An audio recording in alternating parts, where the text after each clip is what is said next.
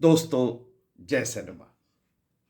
बॉलीवुड की बातों के साथ मैं सैयद आसिफ जा एक बार फिर। राज कपूर का नाम लेते ही आंखों के सामने एक पूरा दौर जिंदा हो जाता है। सपनों से भरा सिनेमा, बड़े पर्दे पे चलता आवारा, राजू और एक ऐसा शोमैन जिसने इंडिया को पहली बार सचमुच ग्लोबल स्टेज पर पहुंचा दिया।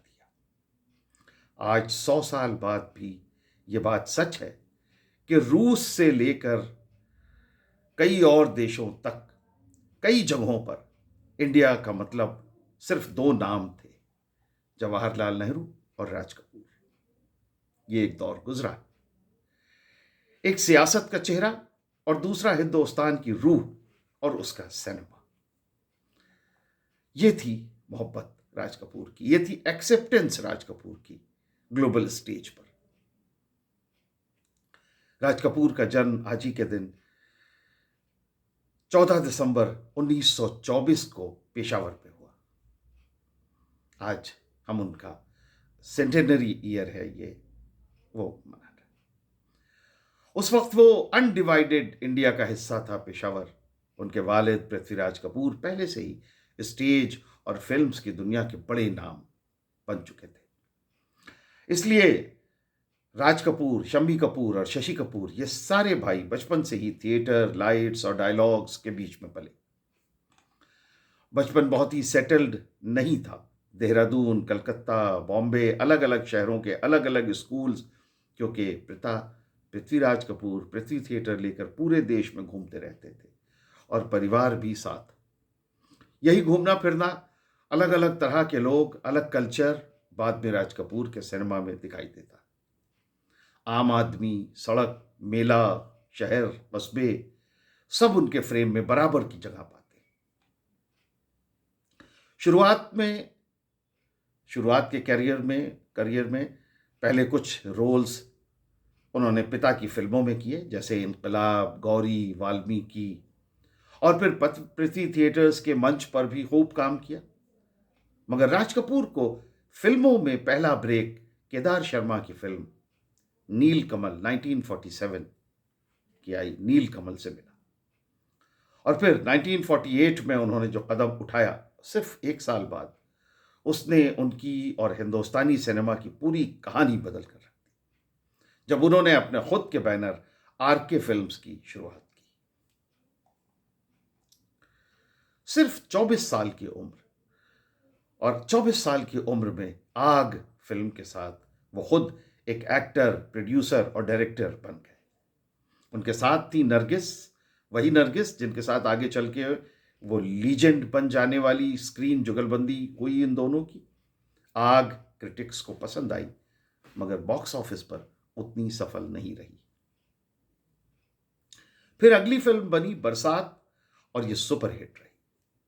और उसी फिल्म का राज और नरगिस वाला आइकॉनिक पोज आरके फिल्म्स का एम्बलम बन गया, उनका लोगो बन गया, जो आज तक मौजूद है, आज तक याद किया जाता है।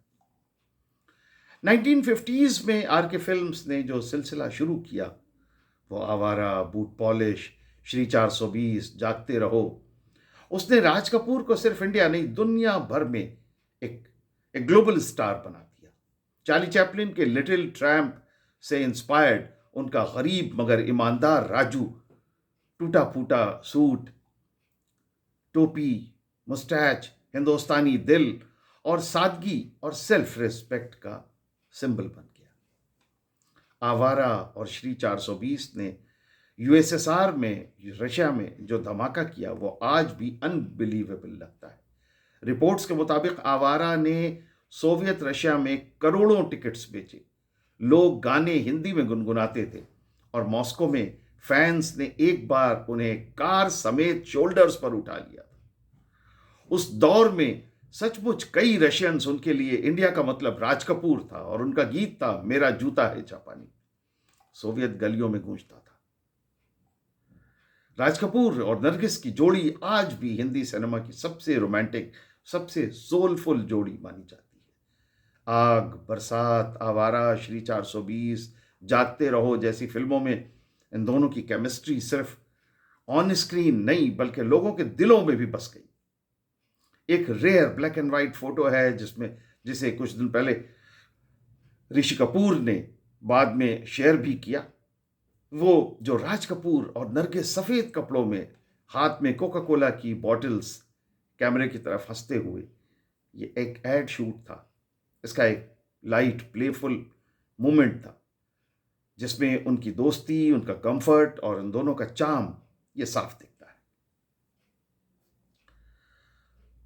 और फिर इन दोनों इतने सादगी से मुस्कुराते हैं, ये रिमाइंड कराता है कि इन बड़े लीजेंड्स के पीछे भी दो यंग आर्टिस्ट थे जो अपने काम से दुनिया जीतने का सपना देख रहे थे। चेंबूर में बना आरके स्टूडियो सिर्फ एक इमारत नहीं था बल्कि राज कपूर की क्रिएटिव रूह का सेंटर था। यहीं स्क्रिप्ट्स बनती, म्यूजिक सेटिंग्स होती, होली और गणेश फेस्टिवल्स की पार्टीज होती, जहां पूरी फिल्म इंडस्ट्री उमड़ पड़ती। आवारा, श्री 420, बॉबी, सत्यम शिवम सुंदरम, प्रेम रोग, राम तेरी गंगा मैली, ये हेना, ये सब उसी क्रिएटिव इकोसिस्टम की देन है जो आरके कंपाउंड के अंदर सांस लेता था। फिर 2017 में आग ने स्टूडियो के एक बड़े हिस्से और कॉस्ट्यूम और मेरा नाम जोकर के पपेट्स, आवारा के आइकॉनिक शूज तक को जला डाला। और 2019 में कपूर फैमिली ने ये स्पेस गोदरेज प्रॉपर्टीज को बेच दिया, जो इसे मिक्स्ड यूज कॉम्प्लेक्स में बदल रही है। और साथ ही इसकी आरके की लेगेसी को प्रिजर्व करने की भी बात हो रही है।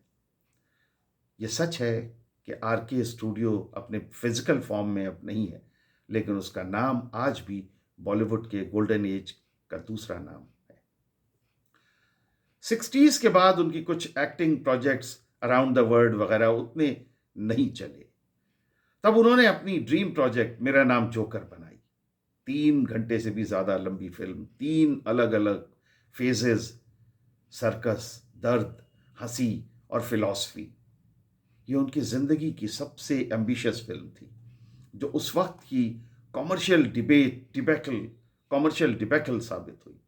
और आरके फिल्म्स ऑलमोस्ट दिवालिया हो गया। Raj Kapoor was almost broken. Raj Kapoor was almost on the road. लेकिन फिर राज कपूर भी एक अलग मिट्टी के बने हुए थे, शोमैन थे, और शोमैन गिरकर भी नहीं रुकता। 1973 में बॉबी लेकर लौटे राज कपूर, जिसमें बेटे ऋषि कपूर और टीन डिम्पल कपाडिया को उन्होंने हीरोइन लिया। ये फिल्म नई युवा generation, class divide, rich poor love story और फ्रेश म्यूजिक की वजह से सुपर डुपर हिट हुई और राज कपूर को एक बार फिर बड़ी लीग में लाके इस फिल्म ने खड़ा कर दिया। इसके बाद सत्यम शिवम सुंदरम, प्रेम रोग, राम तेरी गंगा मैली जैसे प्रोजेक्ट्स ने उन्हें bold themes, widow marriage, sexual assault, female desire, body image को मेन स्ट्रीम में डिस्कशन का हिस्सा बनाया। कभी कभी विवादों के साथ, लेकिन हमेशा निडर अंदाज में। राज कपूर को समझना हो तो उनके सॉन्ग्स सुनने पड़ेंगे, हर फिल्म का म्यूजिक सोल की तरह। शंकर जयकिशन लेटर में, फिर लक्ष्मीकांत प्यारेलाल, इनके साथ उनकी जोड़ी ने ऐसे सॉन्ग्स दिए जो रोमांटिक भी थे, सोशलिस्ट भी और ज़मीनी भी। प्यार हुआ, इकरार हुआ, या मेरा जूता है जापानी, या राम तेरी गंगा मैली हो गई, या मैं ना भूलूंगा, ये सिर्फ मेलोडीज नहीं है, ये राज कपूर की सोच के बयान है। राज कपूर सोशल ड्रीम्स में हमेशा अंडरडॉग, आम आदमी, गरीब बस्ती, एक्सप्लॉइटेटिव, रिच, करप्ट सिस्टम, ये सब रिकरिंग कैरेक्टर हुआ करते थे राज कपूर के सिनेमा। स्क्रीन पर हंसी और गाना चल रहा होता था, लेकिन अंदर कहीं ना कहीं वो इनइक्वालिटी, मॉरल चॉइस और इंसानियत की बात कर रहे होते थे। राज कपूर की खूबी ये थी कि वो हंसी हंसी में बहुत सीरियस बातें कहते थे। राज कपूर को 1971 में पद्म भूषण और दादा साहब फाल्के 1988 में इस जैसे बड़े बड़े ऑनर्स मिले। श्री 420 ने नेशनल अवार्ड जीता। आवारा और बूट पॉलिश कान में ग्रैंड प्राइज के लिए compete हुई।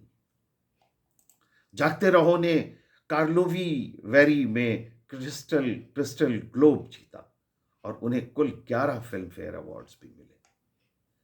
2 मई 1988 को दादा साहब फाल्के अवार्ड लेते वक्त दिल्ली में स्टेज पर ही उन्हें अस्थमा का शदीद अटैक आया और 1 महीने बाद 2 जून को उनका इंतकाल हो गया। लेकिन सच ये है कि राज कपूर की मौत सिर्फ मेडिकली दर्ज हुई। उनकी फिल्म्स, उनके सॉन्ग्स, आर के लोगों पर झुके हुए शोमैन की सिलहट रशिया की गलियों में गाया आवारा हूँ और हिंदुस्तान की कलेक्टिव मेमोरी में बसा उनका गरीब मगर सीधा साधा राजू, ये सब आज भी जिंदा है। उनकी 100वीं बर्थडे पर उन्हें याद करना दरअसल इंडिया को याद करना भी है, जो सपने देखता था, गरीब की इज्जत की बात करता था, दुनिया से दोस्ती चाहता था और सिनेमा को सिर्फ बिजनेस नहीं, एक मिशन मानता था। मिशन इंसानियत का, मोहब्बत का और हंसी और आंसुओं से भरी जिंदगी का। ये थे राज कपूर। जय सिनेमा, जय Bollywood. Thank you very much for watching.